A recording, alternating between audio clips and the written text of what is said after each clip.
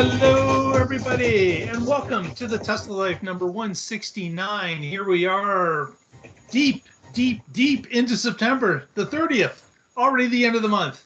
And of course, you know what that means. It's the end of the quarter, too. So I'm sure there's going to be all sorts of stories next week. They haven't broke yet because, of course, today's the last day in the quarter, and we're still hearing about the quarter push. But I'm sure as of tomorrow, there'll be a lot of other stories about this. But as per usual, we have Mr. Patrick Connor joining us from the state of Oregon. How are you doing today, sir? I'm good. Hello out there, everybody enjoying the Tesla life. What's the Tesla life? It's one where you believe in a better future. And what kind is that? It's a future free from fossil fuels. Exactly. The three Fs.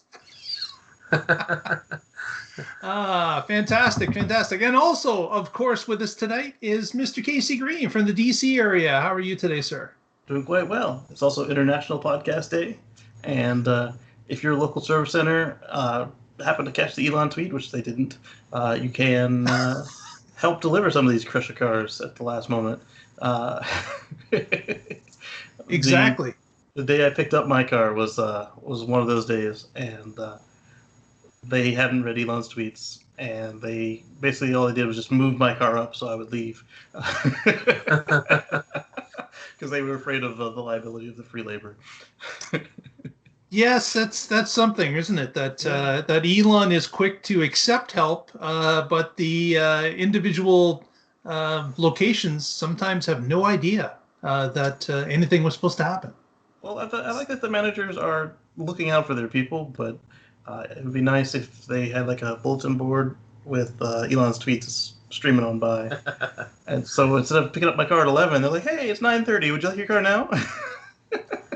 One of the things that our local delivery service center did was they coordinated through the PDX Tesla group.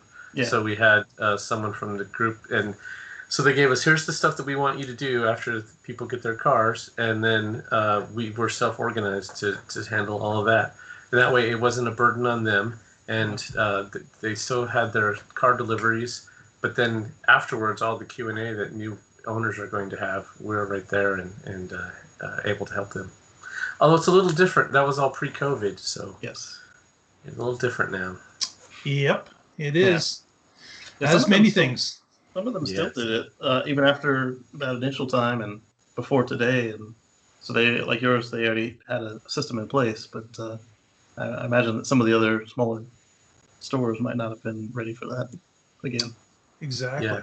Hey, but end of the quarter, you could always just take a pizza to your local delivery center, and I'm sure they'll appreciate that. Yes. Well, let's get on with it. We got a ton of news, of course, being after Battery Day. There's a lot of stories still floating around and some explanations and, I guess, additional info on some of the stuff that was shown on Battery Day. One of them being the Model S Plaid specs. Of course, that car is now available to be ordered, is on the website, and you can access it at any time. Of course, the Model S specs were quite impressive. We've got a car that's got 1,100 horsepower. It'll do the quarter mile in under 9 seconds, a feat that most mortal cars would never achieve. We have the, of course, the 0 to 60 time, which is, what is it, under 2? 1.9? Less than 2 seconds. Yeah. So we've got some really incredible specs. In fact, the car is so quick that this came out this week that the car will not be able to drive on a drag strip because it's missing a roll cage and a parachute. When you get up to a certain speed in a car that runs the drag strip, these extra precautions are required. And of course, Tesla now has breached some of these drag strips, their actual requirements, and the car is not going to be able to run because it's missing a parachute. Okay, now that's weird. The rules, because the car, they're stock cars. I mean, right? They were. I was on the edge with my Model X when I went to the drag strip. They're like, "You need a helmet," and I was like, "It's stock." They're like, "Oh, okay," but With the new Model X, they've been telling people, no, you got to wear your helmet. It's stock. Well, I can see a helmet. That's okay. That's a thing for a person to wear, but not too many people are going to be taking their new Plaid mobile and putting in a roll cage or a parachute system. Like that's just not going to happen in the vast majority of cases. But I found that kind of amusing that this stock car off the assembly line is too fast for some drag strips. Yeah, it cracks me up. The Tesla Racing Channel. I think those two will do what needs to be done. Right, they're going to take it for sure. But how can a car be street legal and not drag strip legal? Exactly. I mean, it would be one thing if it was souped up and they were afraid that the brakes didn't work. But if it is stock, there's no way that the manufacturer is going to make it so that it would get them extra liability. Yeah, right. At least with the Dodge, you have a red key. That makes sense. But to the Tesla, there is no other mode. It's stock. Yeah. What they're not telling us, of course, guys, is that the Plaid is going to come in chill mode only, and it's going to be a pin code to go faster. That'd be the same as a red key. Yeah, exactly. So there'll be Plaid and then track legal. And then ludicrous below that, and that would be cool. You get chill, sport, or what do they call mine? Just ludicrous, chill, Plaid, maximum track, and maximum Plaid. There you go. Yeah, the specs were so good. I was like, wow, what are they going to go with the Roadster? That's exactly our second story. That dovetails into our second story is the next gen Roadster specs. Some of the Plaid specs equal what the Roadster specs were a couple years ago, right? I believe the 1.9 seconds was one that was quoted for the Roadster. So now we have a Plaid that does that same amount. A much bigger car. What does that tell us? Like, are the specs going to be completely rewritten for the Roadster? The Roadster will be better than the S. Right. Absolutely. So Elon commented on that with exactly what you said, Patrick. It will be better. So, and again, we know there's other things like the SpaceX package, cold thrusters, a whole bunch of crazy stuff. But putting that stuff aside. Yeah, because that's not in the base model. Yeah, this is extra stuff, right? Yeah. The question will be does a 1.9 second car turn into a 1.8 or a 1.7? Is that even possible to get into those type of numbers? You're hitting the limits of traction. It's not about the power. Exactly. Yeah. So as Casey mentioned, it is most likely a lighter car. Except for possibly the battery pack being possibly bigger, because they did indicate that it was going to be something that would go 1,000 kilometers or 620 miles of range. Mm-hmm. That is more than what the Plaid is supposed to get. The Plaid's at like 520 miles, I believe, something in that range. So this is... it's something that we really don't know as to where this is going to go. But as Elon says, it's going to be better. And I can't wait to hear the specs because it's almost like phenomenal. It's fiction. Like we're at a point now where we're bordering on fiction when you say that a car does a sub 9 second quarter mile stock. That's unheard of. Right. Remember when cars did 0 to 60 in 9? This thing is complete in a quarter mile. Yeah. There were supercars that were getting 0 to 60 in 5 seconds, and everyone thought that was great, and they were super expensive. Those are just getting blown away now. No kidding. They can run it twice in the same amount of time or less. It's unbelievable. But stop and do it again. What brings this up, though, of course, is that they brought the Roadster 2 battery day. Some fantastic photos were shown, close-ups of the car sparkling in the sun, as well as, of course, the Cybertruck in all its sheet metal glory that And here's another thing. With the Cybertruck, there were people, you couldn't get up to the vehicles. You were about 3 feet away from the vehicles, those vehicles at all times. But people standing close to the Cybertruck, they could feel the heat radiating off the metal. Yes. That was an issue with DeLoreans as well. Yeah, exactly. So we are going to have a vehicle that if you were to put your hand on it, you might get first-degree burns. See, another argument for power doors. That's certainly going to limit the theft options that are going to happen. But that's an interesting thing because, of course, people typically do not believe that if they touch their cars, they're going to get a burn. And I don't know if that. Well, I know that as Patrick mentioned, DeLoreans being made out of the same type material, they had those problems as well. So it's not a surprise that the Cybertruck's going to have it. If you've got a Cybertruck order, keep that in mind. These vehicles are going to be hot. Did you notice that the way the cars were laid out at Battery Day, it spelled sexy cars? Yeah. Did you also notice that nobody took a picture of the sexy side? Because like we've seen them already. They were not going to pass up that opportunity, Patrick. Yeah. Most expensive joke ever, yeah.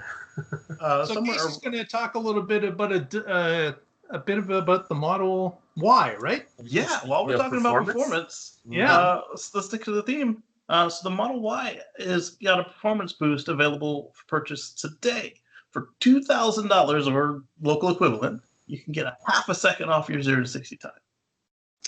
So the boost not only has come to the 3, but is now available for the Y. The Y Performance.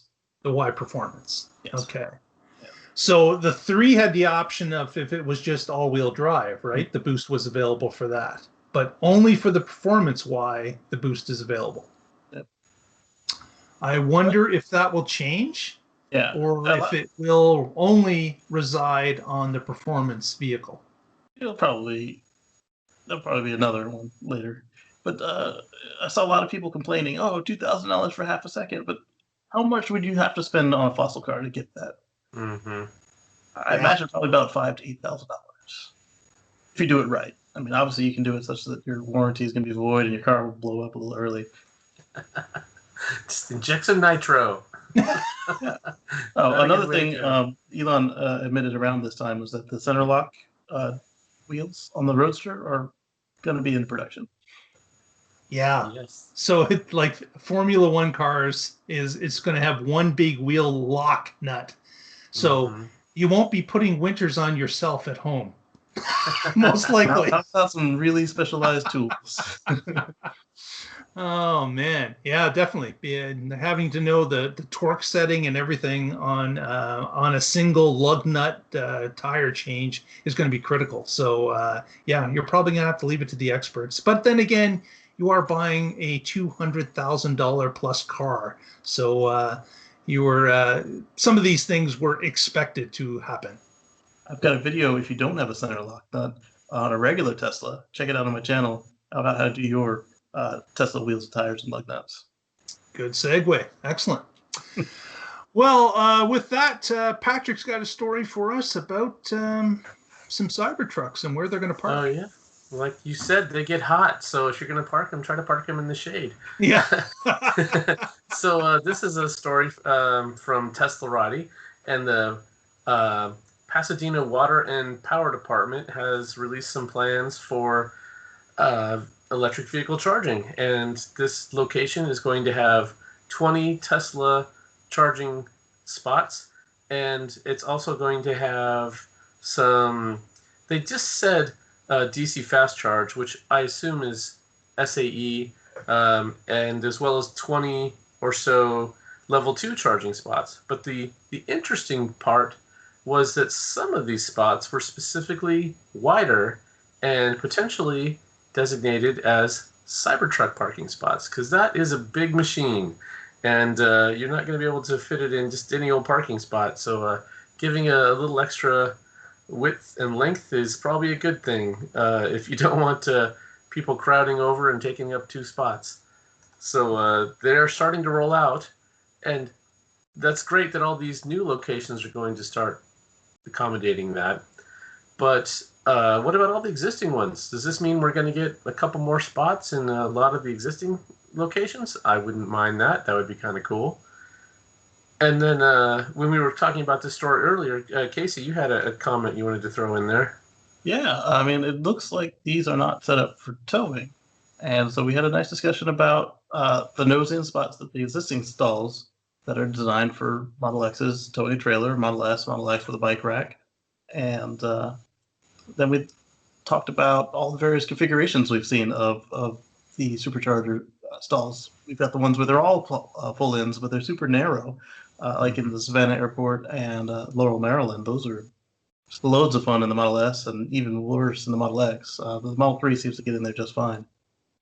And Mark talked about his first experience with a pull-in stall, and I thought it was just easy enough to pull into the stall. It was my first supercharger that had a pull-in stall like that. Mm-hmm. I'd only previously been to ones that you could reverse into, so that was elementary. But when I saw one that I could just pull into, I thought that was great, and did so, not even realizing that it's really for a trailer spot.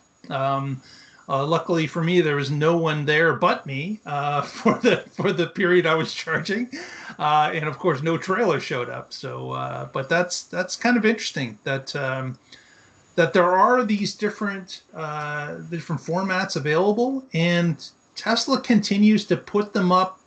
It looks like based on the geography they have at the site. So there are some requirements that they have to live by whoever owns the site, and what if there's hills, or if they're at the end of a parking lot, or can only use the middle part of a parking lot. It seems that it's all over the board. But it's interesting, as Patrick had said, that these appear to have wider spots that could be for CyberTruck parking. But will that be the case going forward? You would think that they would have the ability to make the spaces a little bit wider. Yes, they're going to have to pay more for the real estate that they're using up. But will there be CyberTruck signs at Superchargers? Who knows? And then we also suggested that they put a little icon of a trailer at the end of the nose installs. That way you pull in and it's looking you right in the eye, like, hey, this is for trailers. Exactly.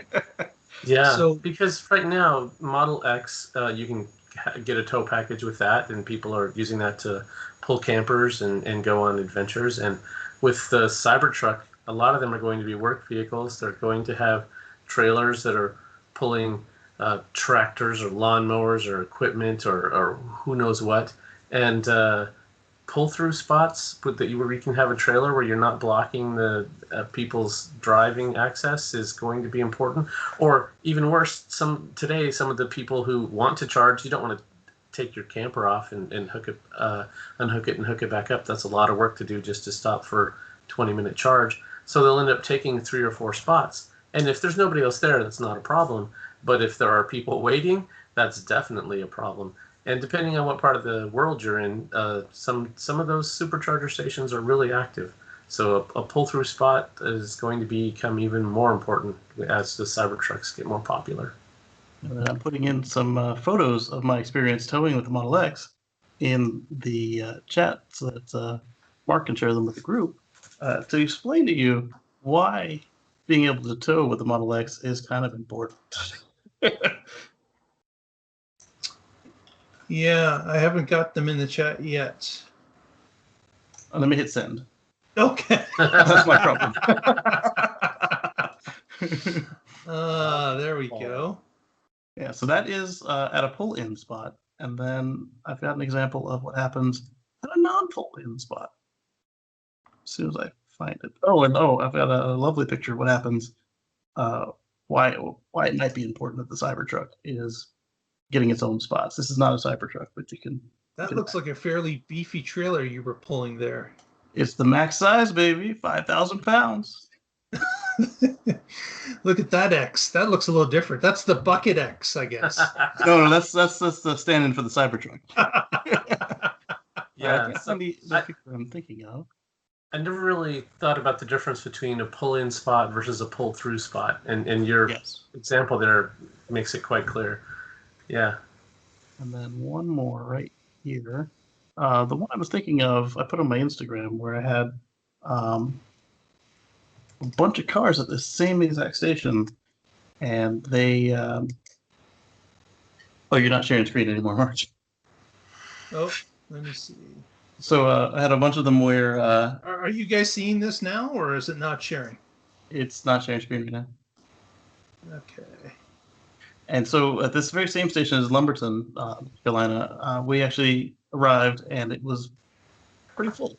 And everybody at the station was kind enough to shuffle their charging for us, and they squeezed me in.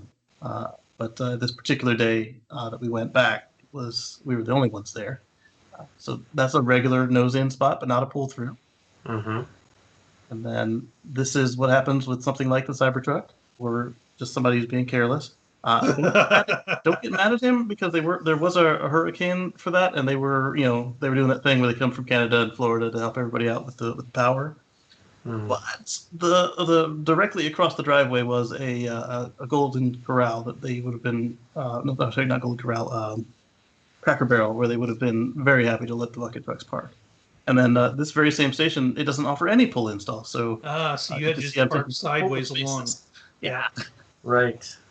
Yeah. And unless Tesla wants people doing this, they have to provide something better. Right. And then a lot of people are like, oh, you could just take the trailer. You can't take a U-Haul van trailer off. They have no landing gear. And it was loaded up to 5,000 pounds. So you got my 5-foot Asian wife and me. It wasn't going to happen. Exactly. So something to keep in mind, Tesla, as they're moving forward, is that those Cybertrucks are going to be used. A ton of them are going to be used for towing. Definitely. They're advertising them to tow. They're like, tows 10,000 pounds for 500. Well, they won't tow it for 500. Mm-hmm. And has a 500-mile range with not towing.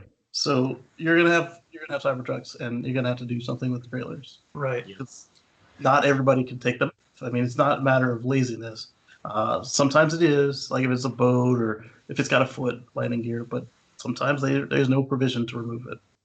Exactly. So, well, with that, if you're watching this program for the first time and haven't already, please give us a thumbs up at this point. Also, please subscribe. It helps us get it in front of the eyes of new people. The more subscribers we get, and that would be greatly appreciated. Also, you can follow us through the week at the Tesla Life on Twitter and the Tesla Life #1 on Facebook, which Patrick narrates for us and puts up stories every week. Fantastic. Casey, your next story is about a Ring doorbell. Yes. What has Ring doorbells got to do with the Tesla Life?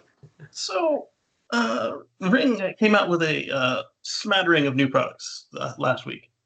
They had a drone that flies around your house and has a camera on the bottom. And so what would happen with that is your alarm goes off, it goes to investigate. They have a dash cam of their own, which sounds great for like I had dash cams on my last several cars, and it would have been nice to just stick something up there and have it have the LTE and the cameras and be ready to go. But then they took it further.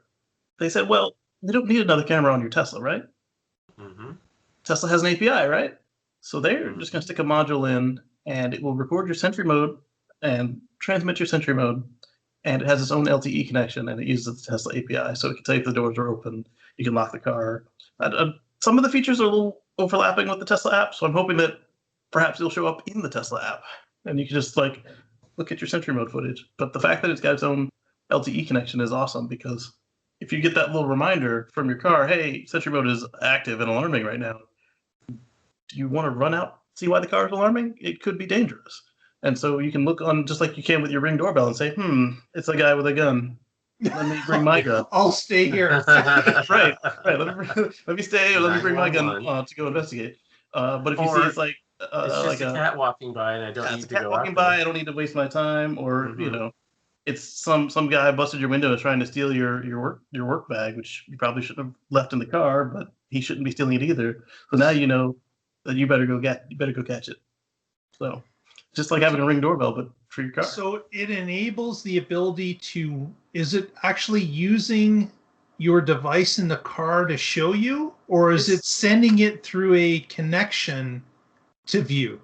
It's got its own connection, its own LTE connection, but it's not clear whether it's using the SentryMode USB feed or if it's using the car's data connection, like not cellular data, but the car's network. I certainly hope it is using the car's network, because then you could like just look live whenever. rather than just when the car starts writing data and it's reading you a stream. Right. But that comes out next year, and look for it to cost less than $200 before taxes, like $199 or something like that. And is it called Ring Car? Is that what this feature is called? They had so many products. Yeah. The drone was the most interesting to me, followed up by this because SentryMode is great, but it's I gotta believe this is coming to the Tesla app at some point. It's just, they've got other higher priority items. I believe this is coming at some point, but it's interesting to see a third party get in there first and enable it. Yeah, it's not clear exactly what they call this product. The camera is a separate product, and then this one they kept saying, and then they said they're going to work with several automobile makers, several partners, and I'm guessing those ones they'll use maybe the crash cam and the rear view. Very few cameras have side cameras. Yeah. Or if they do, it's like one, except for the ones that have surround view. But they were very clear that, hey, we're starting with Tesla, so that was cool. Not sure the name though. Patrick, you're muted. Yeah.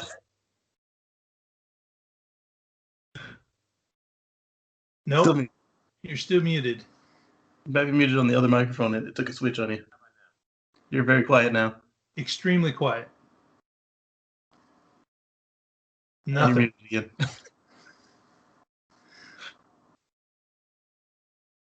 This is where we can make fun of Patrick, and he cannot retaliate at all.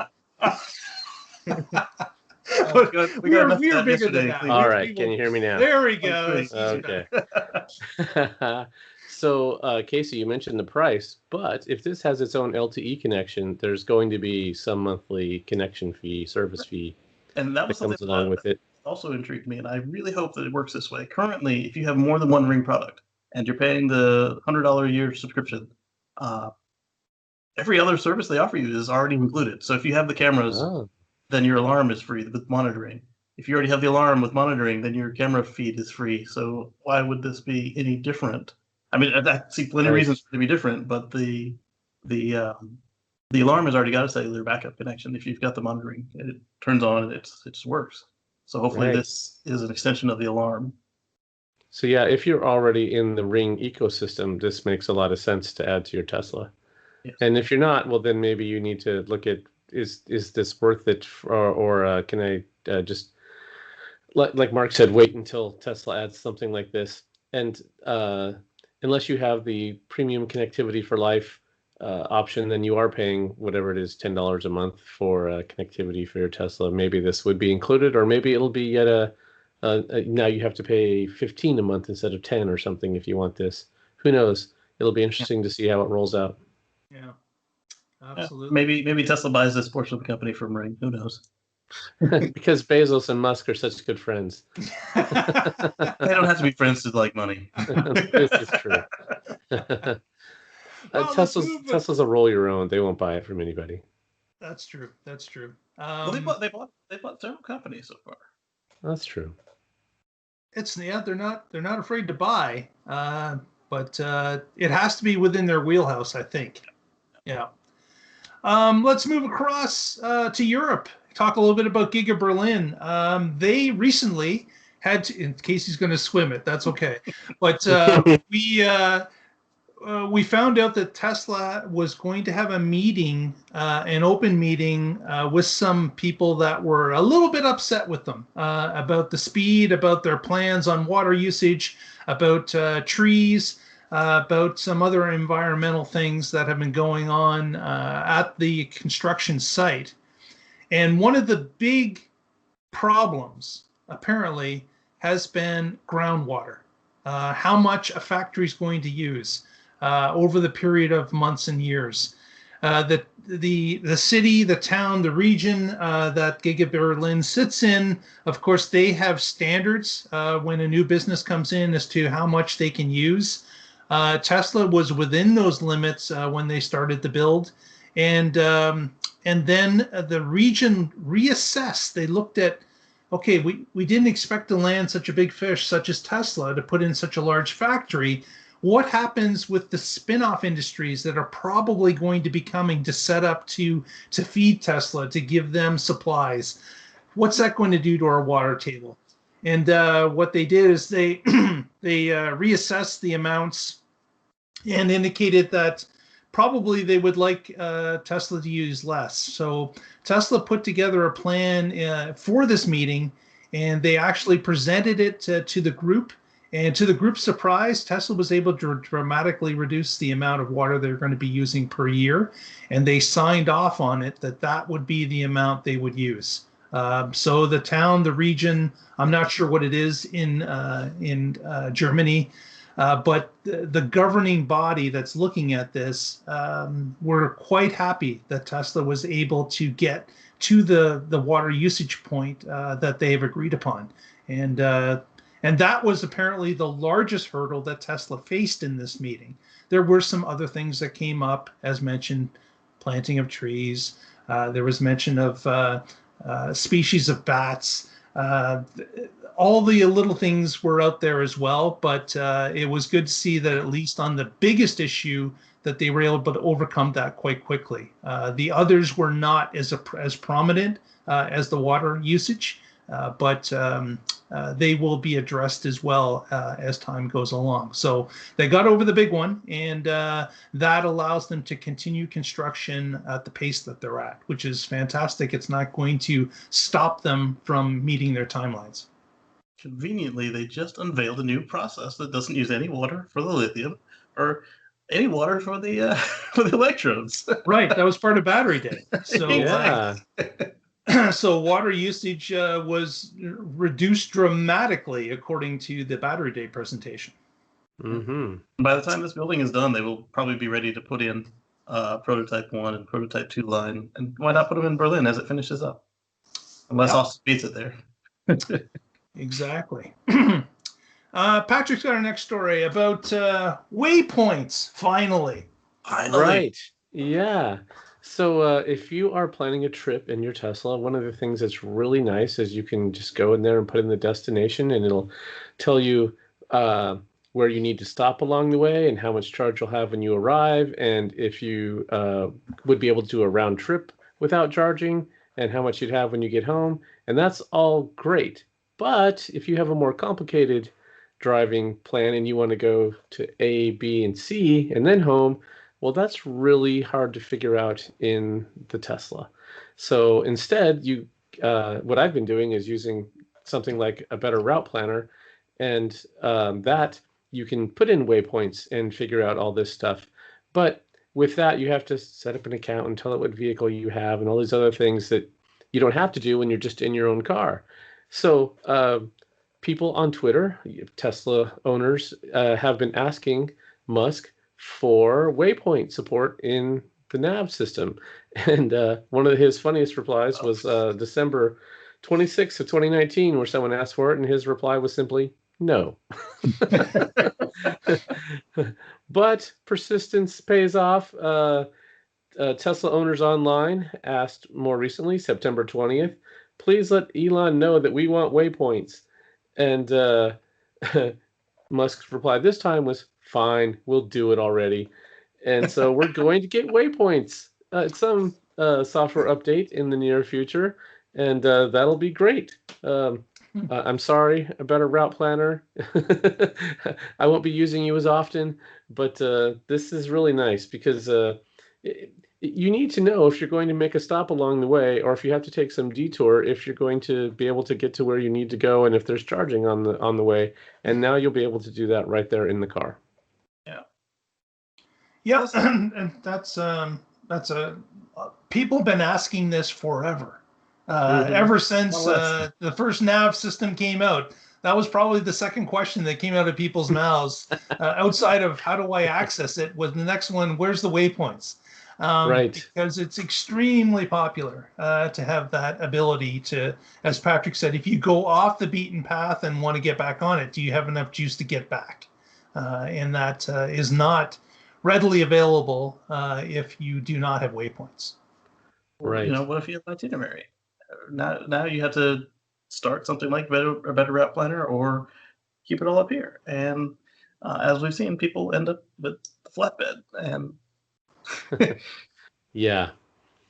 Anything that makes it easier to use is a plus. And Musk, his old company Zip2, he wrote one of, if not the very first internet-based routing mapping systems.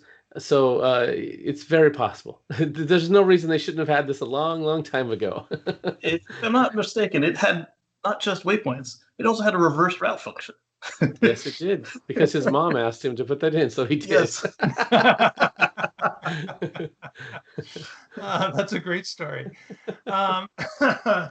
Moving on, there's been a rumor that's recently released that the Model 3 SR Plus is going to have an all-wheel drive option coming. So this is kind of exciting news for some that are looking for that all-wheel drive component in an SR Plus. Of course, that would be a lower cost factor than having an all-wheel drive in a long-range model, obviously. But I've spoken to a number of people, even on our Twitter feed, that had indicated that this was their dream configuration. They were hoping to get the all-wheel drive. They just didn't want to pay extra for the long-range battery.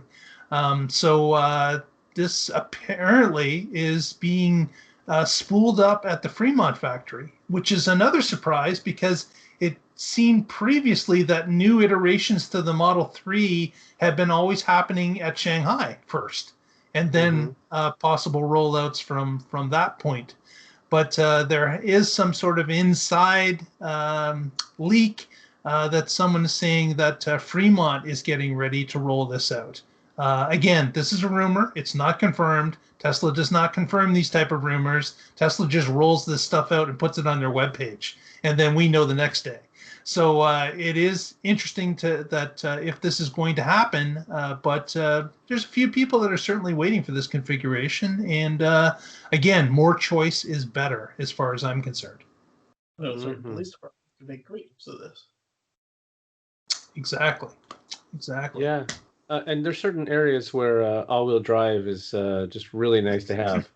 Well, Mark, you did a video driving around in the snow and showed that even with rear-wheel drive in a Tesla or I assume any electric car, the control is just so much better with that millisecond response to slipping. That the traction, even in rear-wheel in an electric car, is better than, I would say, some all-wheel drive gas cars. Absolutely. It's actually, that video was with stock tires, summer tires. Well, all-season tires is what they are. But driving in about, I would say, about 2 to 3 inches of snow the first year I had it. And the traction control was so well behaved, I could not spin the car out. Attempting to do it, pulling to one side, yanking to the other, going into a turn quickly, all of it. The traction control stopped me completely from doing that and would not let the car break free whatsoever. So I was quite pleased because, well, I had a test drive in a Model 3 previously in January before I bought my car. A US model came to Canada, and I was fortunate enough to get a drive in it. And at that point, I knew that I didn't require an all-wheel drive. All I needed was a good set of snow tires, and the rear-wheel drive would definitely suffice. And after 2+ years, 2+ winters, I can definitely say that that's the case. Yeah, and awesome. that's a not the all system. I had that on my Model S, and then we got a surprise 9 inches in Charleston, South Carolina, and then Charleston turned down the aid of Spartanburg to borrow the snow trucks, and then it turned to ice. And my Model S was one of the few cars that was both able to start, stop, and steer. Below about 3 miles an hour, it would get a little wobbly, but if it was putting you need all 3 options in the ice, definitely. Yeah, you do. So as long as the motors were turning, it was doing its thing. But like I said, if you were coming to a stop, that last 3 miles an hour were a little slippery. Exactly. There's some fantastic videos of buses in Montreal in the snow. If you want to see what ice is like, look up those videos. It's crazy. Absolutely crazy. Well, let's leave the snow behind. Head down to Texas, where Gigafactory or Terrafactory, Texas is, of course, is being built as we speak in Austin. But apparently the 2,000 acres that Tesla purchased for the factory was not enough. They had to go onto the market and buy another 381 acres to add to their 2,000 already. And why, you may ask? Because, of course, 2,000 is quite a parcel of land.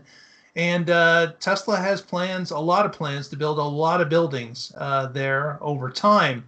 But if you look at the video where it indicates where this extra 381 acres was, it looks like it combines some of the purchase of land that Tesla already has. So it makes it a larger single plot.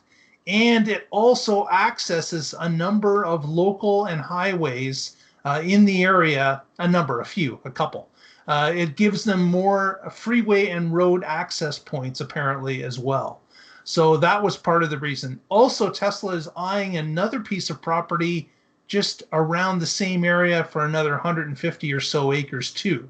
That one has not been purchased, but apparently it's them that is looking at it as well. So, yeah, that's quite a bit. They've added, but it looks like it was more to kind of shore up the actual property they already purchased and kind of make it a larger plot of land and giving them some extra road access. Somebody put the park in the wrong spot on the diagram, and he wanted this building over here. So, well, yeah, if they want to have part of it publicly accessible, maybe this is a road that people can get to without coming into the main plant entrance and go enjoy the park. Exactly. Well, Could be. So there's a lot of options open. And in some of the videos we've seen of Terra, Texas lately, some of the footings are being poured. Concrete has arrived on site, and some of those footings are actually being poured now. And if you haven't seen the update, there's a number of different websites that are putting up drone footages of this plant going up, but it looks like they're really moving along with the terraformed land flat, ready for the start of construction in a number of areas. They say everything's bigger in Texas, and now that includes the Tesla plot. Exactly. Compared to the same Tesla plot a week ago. Exactly. So our next story is Mr. Sandy Munro, who we haven't really talked about lately. Of course, Sandy did that fantastic teardown of a Model Y and started up his own video channel where he went through the different details of that teardown and how that vehicle was different than the Model 3, different parts, different components. And what he's done now is Sandy had a guess before the start of Battery Day. He actually guessed that the new batteries that Tesla were going to make for the vehicles were going to be larger, and his guess was 50 millimeters by 70. By 70. Yeah. So he had the volume pretty well bang on because of course we know it really turned out to be 46 by 80. But the volume was pretty bang on. So what Sandy did is he went down to the local hardware store and he purchased a bunch of wooden dowling that was 50 millimeters wide and decided to mock up what he believes, of course, the Tesla battery is going to look like. And I've got a photo here that I can share with you guys. And even as an outsider looking in, the savings were significant. I mean, he said it went down from, was it 100 cells per brick now? Yep. So it's going to be about 1/5 the number of cells. Yeah, 10 in series, 100 per brick. And so here's a demonstration of, can you guys see this? Yeah. Okay, so we've got the wooden dowlings painted silver even. He went all out. He painted them even. But you can see the spaces in between where it will be filled with some sort of epoxy or glue to keep them as part of the solid structure. This, of course, is sitting inside of a Y or a 3's battery pan. He's obviously taken some of the batteries out for his other demonstrations, but this is just a mock-up to show you them sitting in in a metal casing. It most likely will look a little bit different. And of course, he talked about the cooling feature that we talked about during our live show last week, where we speculated about the cooling plates on top and bottom. And Sandy is actually agreeing with us that most likely is how it's going to be handled to more effectively cool these large batteries. Yeah. So to see the mock-up just tells you, like, because Sandy still got extra stuff in there from what Tesla described, so you can really start to see the savings. And like Sandy pointed out, the micro wires don't need to be as precise because the cells are huge. So exactly. So you can get by with either a less expensive machine, or if you have any hand rework, it can be done by somebody who doesn't have millions of years in the industry. Yeah, and 1/5 the number of them to deal with, yes, which is nice. Yeah. Yeah, and then a couple of people were really concerned with what happens in a crash. But then Sandy, later on in that same episode, he showed a prototype single cast vehicle where it's the same as the Tesla, where the front, the rear, and the middle were cast, except the Tesla will be a battery instead of a middle casting. Yeah. And I'm speculating that it'll be like the crash bars on existing cars, where you just unbolt them, put a new one in, bolt it back down to spec, and yeah, you'll have to throw away more of the structure for recycling, but it'll also get you back on the road faster, because at the point once you've bolted in a new front end, rear end, middle, or whatever part needs replacing, and put the skin back on and repainted it, that's less time messing around with the car. So yeah, on the road quicker. Yeah, so we'll definitely be keeping our eye on this as it moves along, but that's exciting stuff to see those larger batteries in mock-up as to how they're going to align and sit inside of the current battery pack. Next story, this is interesting. South Korean automakers, of course, like all of us, were watching Battery Day and taking in the information about what Tesla is telling us is coming down the pipe, and what is going to be happening in the next 3 years. And a group of South Korean automakers confirm that a $25,000 Tesla that will be available in, say, by end of 2023 is going to be extremely hard to compete against in their eyes for their vehicles that they're producing. In fact, it may not even be possible. Some have gone on to say that profits could be negative, if not razor thin. So, of course, that is a problem for anyone that's trying to make a car and compete with Tesla at the scale that Tesla has said is coming. And a reduction, of course, at 56% of the cost. An increase in battery longevity, range, all those things combining are going to make it tough for other automakers to compete in that playing field. And that's not great for the industry as a whole. It's fantastic for Tesla owners. It's fantastic for people that are buying a Tesla. But competition is required to keep everybody on their toes. And after Battery Day, it seems that Tesla has really jumped beyond the field that everybody else is on. Started with cars, and then they moved on to the batteries themselves. Exactly. So that does lead into what we talked about at the end of the Battery Day show. Will Tesla end up licensing this, since apparently nobody else can touch it? And then I had a question more for Patrick. Are the South Korean companies as conservative as the Japanese companies, where they just don't really want to do anything new, or if they do, it's like a small piece and then they try it, or is it like they're a little more like the American style, where just throw it all caution to the wind and see what happens? There's certainly a spectrum there, and I think Tesla stands alone on where they're at in that spectrum. But Kia has been doing some cool stuff with the Niro and other vehicles. They're, I think, a little more forward-thinking than some of the stodgy American companies that are just sitting on their laurels and not really making moves. So I was just looking at, a group of South Korean companies, what is that? And so I looked it up.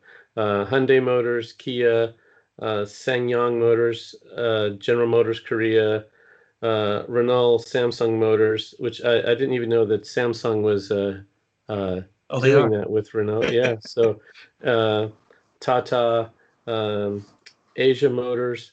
So yeah, there's a lot of car companies there, and it'll be interesting to see. Ownership is declining for the most part, and then you have this all these transitions happening with autonomous vehicles and connected cars and electric vehicles. It's a huge inflection point, a huge shakeup in the industry, and I could see a lot of consolidation coming out of this over the next couple decades. Yep, there's definitely going to be more change. There's not that's not a surprise. There's so many, as you say, that are just kind of sitting on the sidelines. We're still waiting, still planning a move, possibly, or maybe that's part of the plan is not to move. Yeah. So the nice thing about this is this time with Battery Day, like you said, these guys took notice. Where before Tesla's made all kinds of, here's our master plan, and it's been out there for 10 years. And everybody was like, Tesla, who cares? That's never going to happen. Those guys are crazy. That's just some little California company. They were blown off and ignored. Now that's not the case. When they say this is what's going to happen over the next 3-5 years, the rest of the industry is like, oh man, we better start playing catch up. Exactly. Our last story of the evening is a bit of an update for us. Of course, we had that story with Todd Bergstrom, who is the police chief with the Indiana Baggersville, Indiana Police Force, who was one of the first, if not the very first, to get a Model 3 in their ranks as a patrol car. And Todd had told us during the interview that their accountant was prettying up the spreadsheet. And here's the pretty spreadsheet that he released just today. And it shows the cost of the Dodge Charger as it relates to gas, oil maintenance compared to the electricity and maintenance of the Model 3 over a 1-year period. And you can see from the chart at the very bottom, there is a rolling savings amount that the Model 3 is affording them. And you're noticing that the savings every month, somewhere between $400 and $500 a month, it looks like, on average, over the 12-month period, adding up to a grand total after 12 months of $6,755 savings over the Dodge Charger, similar time period. But where the major savings is coming from, besides a few spatterings of higher maintenance costs on the Dodge Charger, is certainly the gasoline. The gasoline for the Charger is averaging somewhere between $320 all the way up to $700 in some months for gasoline for a month. So certainly the cost of electricity averaging about, looks like about $65 over the entire 12 months per month is certainly bringing home the dividends, not having to pay for gasoline. Maintenance. Yeah. Exactly. Was it JD Power or Kelly Blue Book? One of them just released something talking about how much lower the maintenance cost is. Everyone says, oh, the fuel is so much cheaper. It's like a $1 a gallon gas equivalent or less. And but the maintenance, it also matters too. It looks like they were getting their oil changed like every 6 weeks in that Dodge Charger. And of course, you don't have to do that at all in a Tesla. Right. And there was one big spattering in April of almost $2,000 in maintenance on the Charger for what we don't know, but that's a pretty hefty bill. Yeah. And then, of course, no maintenance, basically, for the Model 3. We did hear that there were 2 tires replaced on one car. But other than that, that's it. So fantastic that sheet was shared with the internet today. Yeah, and this is just one police car at one police station and thousands of dollars of savings. So, I mean, that's great. If you scale that up, then we can have police departments that are better funded and hopefully using that to get training so that they know how to handle difficult situations, and in a way that isn't abusive to people involved. That would be nice. Absolutely. Well, Casey, any parting words for us this week? Check out my channel. I've got just 249 more people to go to get to the 1,000. I'd appreciate any help we can get. If you're already subscribed, rope in a friend. Really appreciate it. Very good. YouTube.com/Casey Green. That's KACEYGREN. Let's get Casey to 1,000. We can do it. Yeah, absolutely. Patrick, any words from you for the week? Yeah. So thanks everybody for watching. So we go over the weekly news, but we also try to put it in perspective of our personal experience and the bigger picture. How does this matter for the future of our planet? How does it matter for what our society is like? And one thing that I, since October's almost here, I decided to write a little horror story in my blog. So I've got the 4 horsemen of the auto and gas industry apocalypse. And it's adapt or die, baby. Absolutely. That's a great segue into October. Very good. If you haven't already, please give us a thumbs up at this point. Subscribe if you haven't, and we will catch you next week and find out what's going on in the Tesla life. Stay charged. Stay safe. Good night, everyone.